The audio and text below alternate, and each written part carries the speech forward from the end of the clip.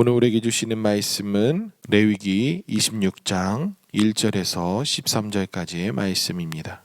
함께 읽은 말씀이 1절부터 13절까지이지만 26장 전반적인 것에 살펴보는 말씀으로 전하도록 하겠습니다. 오늘 말씀 이렇게 들여다보시면 우리는 일부분만 읽게 되었어요. 그 뒤에 있는 이야기는 앞에서 있는 것처럼 너희가 이 말씀 규례를 준행하면이라고 하면서 좋은 이야기가 있어요. 그리고 그 14절부터는 준행하지 아니하면이라고 하면서 거기에서 너희는 어떻게 할 것인지 어쩌면 조금 저주에 가까운 그런 것과 그리고 그것에 대해서 분명하게 문책하시는 하나님 말씀이 기록되어져 있어요. 여러분들에게 한 가지 질문해 볼게요. 여러분 복 받고 싶으세요? 복된 인생 살고 싶으세요? 그러면 답은 나와 있어요. 어떻게 하라고요? 하나님 말씀, 규례 그것을 준행하면 그게 바로 복된 인생이다라는 거예요. 그 복되다는 것이 우리는 여러 생각들을 가질 거예요. 우리가 각자의 모습대로 복이라는 것, 좋은 것 그것을 생각할 수 있지만 하나님께서 약속하시는 그 내용적인 거에서 우리에게 주시고자 하는 것은 풍성함이에요. 하나님 안에서 누리는 그 풍성함.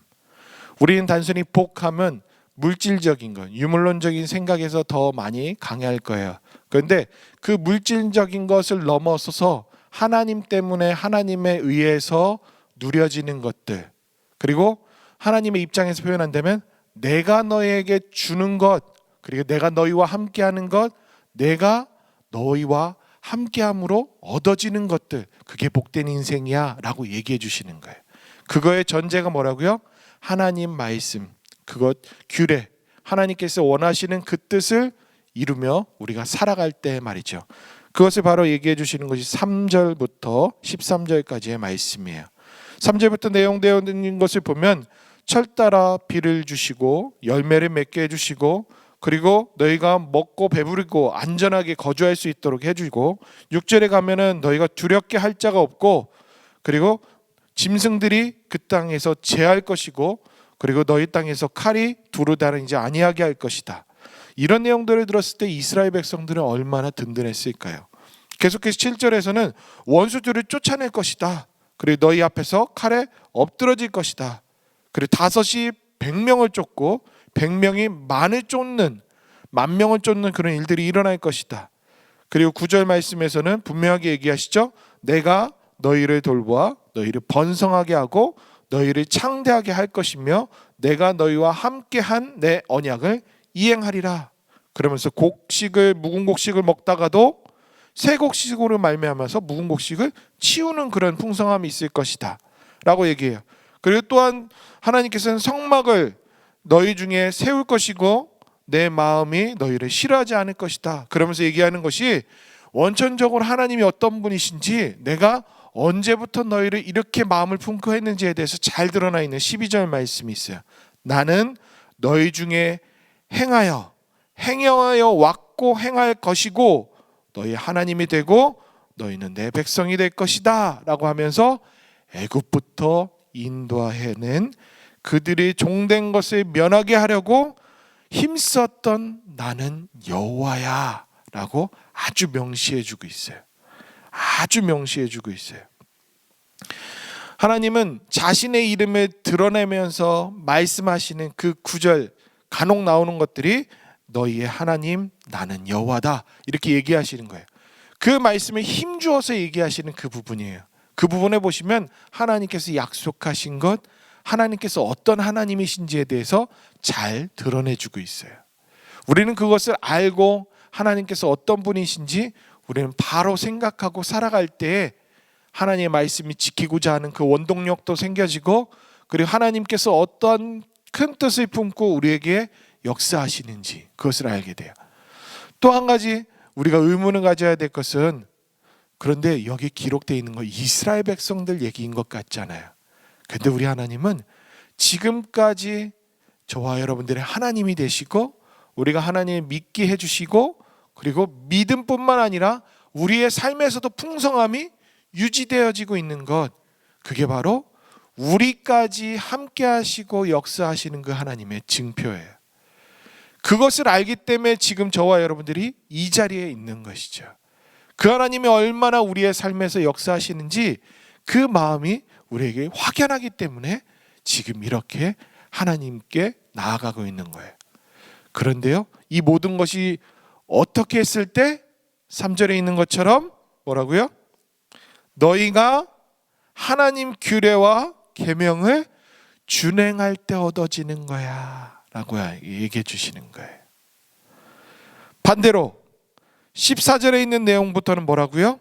너희가 내 말에 청종하지 아니하고 명령을 준행하지 아니하면부터 15절에 나열되어 있는 것이 우리에게는 부정적인 거고 우리에게는 두려움에 대한 내용들, 그것처럼 하나님께서 어떻게 하실지에 대해서 줄곧 얘기해 주고 계세요.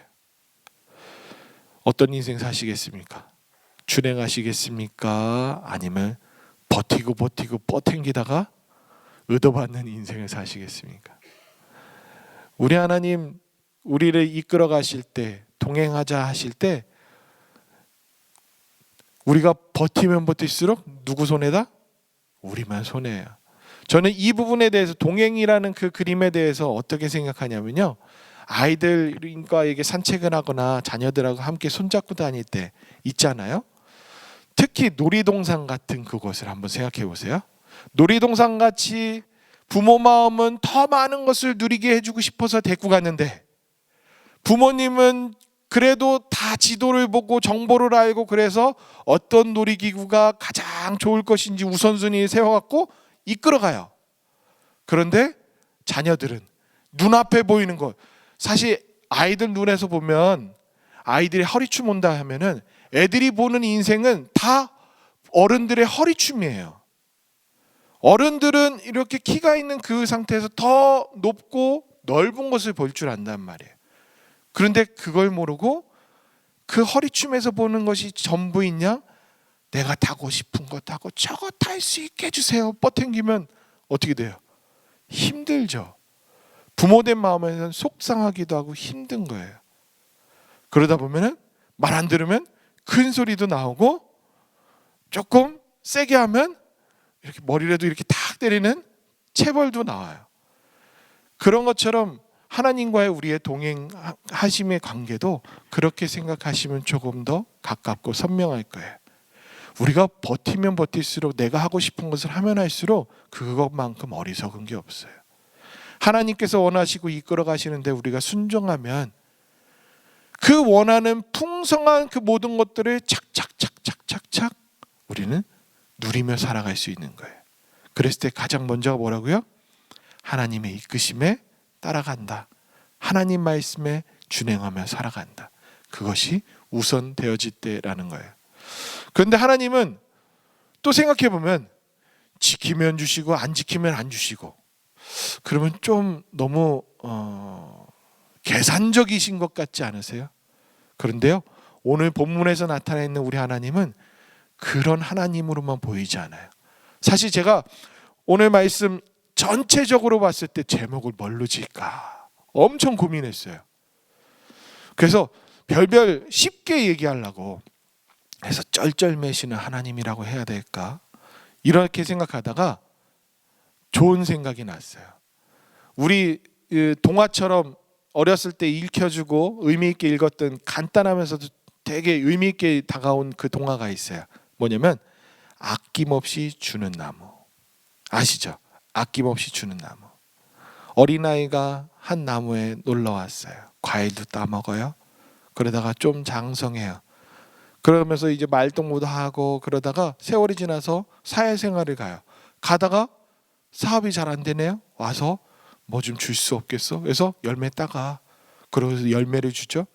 그 다음에 또 했을 때 또 자기의 팔다리를 잘라서 가지들을 줘요. 그러면서 그걸 통해서 장사를 해, 뭐 집을 줘, 뭐 이러면서 끊임없이 줘요. 그리고 뭐까지 남아요? 밑둥만 남아버려요. 그런데 노인이 돼서 딱 왔을 때 힘들면 여기에서 쉬어 하고 자기 밑둥을 주는 그 이야기 우리 잘 아시죠? 아낌없이 주는 나무. 우리 하나님이 그런 하나님이더라고요. 어쩌면 하나님께서 너희놈 이거 지켜, 안 지키면 내가 너에게 벌 줄 거야, 하는 그런 하나님으로 우리의 하나님이 그렇게 보일 수 있어요. 구약에 있는 내용들을 보면 그럴 수 있어요. 그런데요, 제가 볼 때는 오늘 말씀에서 묵상하다 보면 쩔쩔매시는 하나님이라고 제가 여겨졌던 것처럼 아낌없이 우리에게 주시고자 준비하시는 하나님이 더욱 강하다는 것을 보게 돼요. 앞에서 큰 틀에서는 3절과 14절에서 큰 것을 얘기해 주지만 중간중간에 나는 너희의 하나님이야, 너희를 백성으로 삼았어, 그리고 너희들이 멍에를 지고 있던 그 노예의 삶을 살고 있을 때 나는 건져낸 하나님이야 라고 하면서 뒤에 가서는 또 뭐라고 얘기하시는지 아세요? 41절 말씀 한번 보실까요? 41절 말씀, 40절 말씀부터 이렇게 보시면 그들이 나를 거스른 잘못으로 자기의 죄악과 그들의 조상의 죄악을 자복하고 또 그들이 내게 대항함으로 나도 그들에게 대항하여 내가 그들을 그들의 원수들의 땅으로 끌어갔음을 깨닫고 그 할례 받지 아니한 그들의 마음이 어떻게 돼요? 낮아져서 그들의 죄악의 형벌을 기쁘게 받으면, 이 말이 뭐예요? 벌을 내리셔도 돼요. 그런데 또 기다리세요. 낮아져서 그 형벌을 또 받아야 될 것은 받으면, 그렇게 해서 돌이키면 다시금 내가 너의 하나님이라는 것을 알고 그 교만했던 마음, 대항하고자 했던 마음들이 수그러들면 또 하나님은 어떻게 하신다고요? 42절 말씀에 내가 내 야곱과 맺은 내 언약과 이삭과 맺은 내 언약을 기억하며 아브라함과 맺은 내 언약을 기억하고 그 땅을 기억하리니 하면서 45절 말씀, 내가 그들의 하나님이 되기 위하여 민족들의 앞서서 애굽 땅에서 했던 그 하나님 기억하셔서 나는 여호와 하나님이야. 즉 뭐예요? 나는 너희들이 잘못해도 계약은 파기하지 않아. 너희들과 맺었던 이 언약은 끝까지 유지할 거야. 그것을 얘기해 주시는 거예요. 즉 뭐예요? 너희는 잘 지켜라, 못 지키면 내가 너를 혼낼 거야 라는 그런 계산 넘어서서 못 지켜도 기다려 주시고 벗어나려고 뒷걸음질 치거나 다른 길로 가도 우리 하나님은 때때로는 채찍질하는 것처럼 너무 사랑한 나머지 바른 길로 인도해 주시는 그 하나님이어서 그렇게라도 인도하셔서 나의 풍성함을 누려라, 내가 너를 이렇게 붙잡고 있다라는 것을 인식시켜 주시는 거예요. 이런 분이 어디 있어요? 그렇기 때문에 우리가 하나님 믿고 의지하는 거예요. 우리 하나님이 이런 분이세요. 우리 하나님은 계산적으로 하셨다면 벌써 우리와 맺은 언약은 파기시키셨을 거예요. 그런데 뭐라고 얘기해요? 아브라함 때, 이삭 때, 야곱 때 그 모든 것들이 유지되고 있대요. 우리의 입장에서 볼 때는 그 이후에 수많은 성경의 인물들, 다윗의 언약부터 해서 그 모든 인물들, 선지자들과 약속하고 또 예수님을 통하여서 또 이루고자 하시는 그 모든 것들이 지금 저와 여러분들에게 유지되고 있다는 거예요. 이 놀라움이 어디 있어요? 우리 하나님은 우리와 언약을 맺으셨어요. 쌍방간의 언약이에요. 그런데 보편적으로 계약을 맺은 관계에서는 한쪽이 수행하지 않으면 파기되는 거예요. 그런데요, 우리 하나님과의 맺은 언약에서는 달라요. 한쪽이 파기를 시키려고 무던히 애써도 한쪽에서는 꽉 붙잡고 있어요. 꽉 붙잡고 있어요. 계속 유지해요.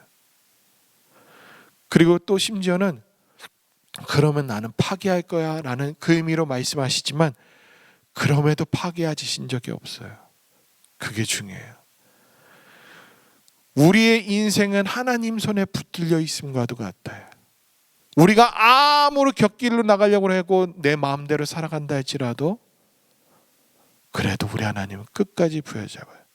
그러면서 말씀하시는 게 26절 말씀에 보시면 시내산에서 자기와 이스라엘 자손 사이에 모세를 통하여 세운 규례와 법도와 율법이다라고 얘기해요. 이 말은 뭐냐면 조금 더 심층적으로 들어가면 그러면 어떠한 규례를 지켜야 될까요? 어떠한 법도를 지켜야 될까요? 라는 또 물음에 대한 힌트예요. 뭘 지켜야 될까요? 일단 지금까지 지키라고 그랬어요. 근데 뭘 지켜야 될까요? 우리 읽은 이 26장 말씀을 통해서 우리가 알 수 있는 것은 시내산 언약이라고 얘기해요.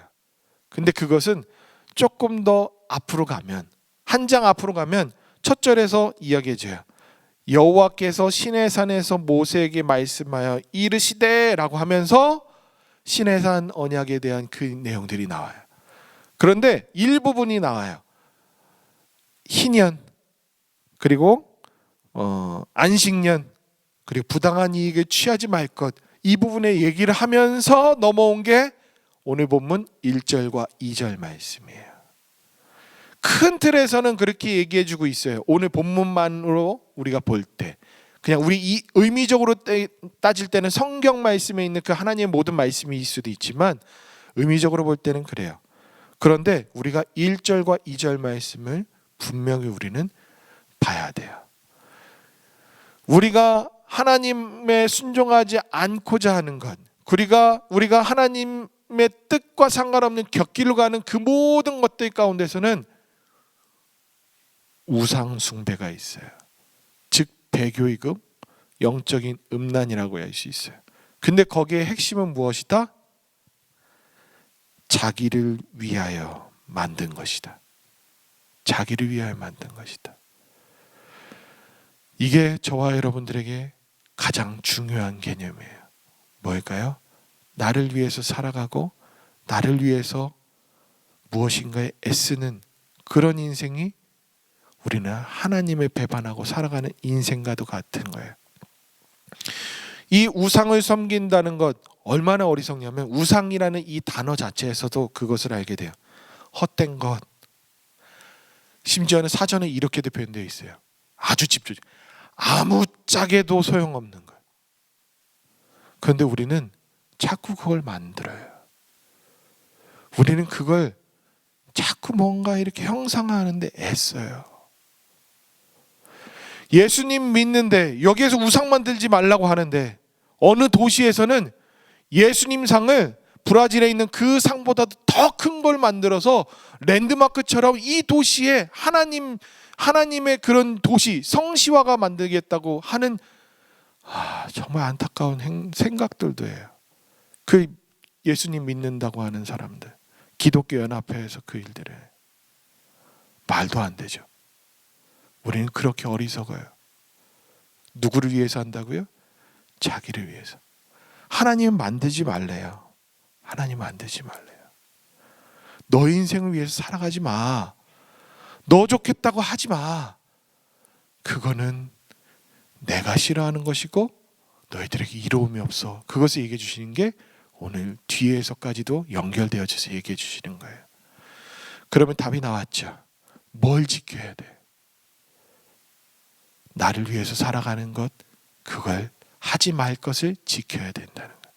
그리고 두 번째로는 안식일을 지키며 그리고 내 성소를 경외하라라고 얘기해요.